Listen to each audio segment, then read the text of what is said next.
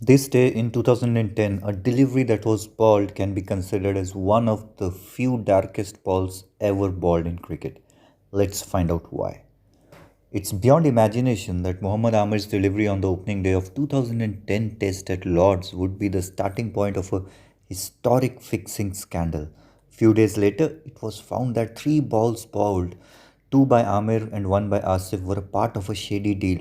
Pakistan's then captain Salman Butt had orchestrated the deliberate no balls in return for money offered by undercover journalist Mazhar Majid posing as a bookmaker.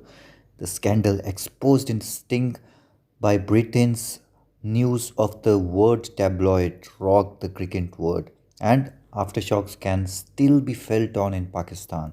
That delivery at the revered home of cricket at Lord's, followed by two more, was the start of what appeared to be the derailment of the careers of three players who were banned and jailed. The saga also led to calls for Pakistan to be booted from international cricket, but Amir and Asif, tried in London court for offences under the Gambling Act, were jailed in 2011. Announcing Justice Jeremy Cook at the time had said, the image and integrity of what was once a game but is now a business is damaged in the eyes of all, including the many youngsters who regarded three of you as heroes. Pakistan cricket at this point was recovering from the impacts of aftermath of terror attacks in Lahore on the Sri Lankan team a year before, which triggered the suspension of home internationals. The 18-year-old Amir received worldwide sympathy at the time because he pleaded guilty earlier than his two teammates.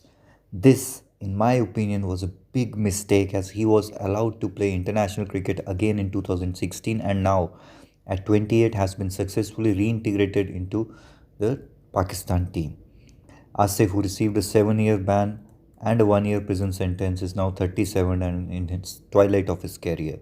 But 35 still hopes of an international comeback, but as an orchestrator of the scandal itself, highly unlikely. The cases have led to calls for the country to criminalize fixing, a campaign taken up by the Pakistan Cricket Board, but not much has been done since then. During the recent COVID outbreak, a lot has been said about this and all other scandals in Pakistan cricket by Pakistan cricketers, be it Justice Qayyum report, Bhandari Commission report, etc., all of which were never really put into action by PCB. This was and continues to be one of the biggest drawback for Pakistan cricket by not being able to enforce discipline in players with strict bans like lifetime bans as a minimum for such activities. PCB has done the opposite. Their loose approach continues to encourage cricketers to commit such offences as they know that such implications, if at all, when compared with the return or the money received, are minimal at best. Even if served, they will still be allowed to play sooner or later. This is the reason we still see Sharjeel Khan and Khalid Latif were banned after a Pakistan Super League spot fixing case in 2017. They are also back. And in April this year, the talented maverick Umar Akmal was banned in April for 3 years for failing to report fixing offers. There's a lot of talk about him also that people are still sympathizing with him, that yes, he should be brought back, etc. So this is the attitude. But for the betterment of cricket in Pakistan, PCP should make and enforce the disciplinary actions very actively.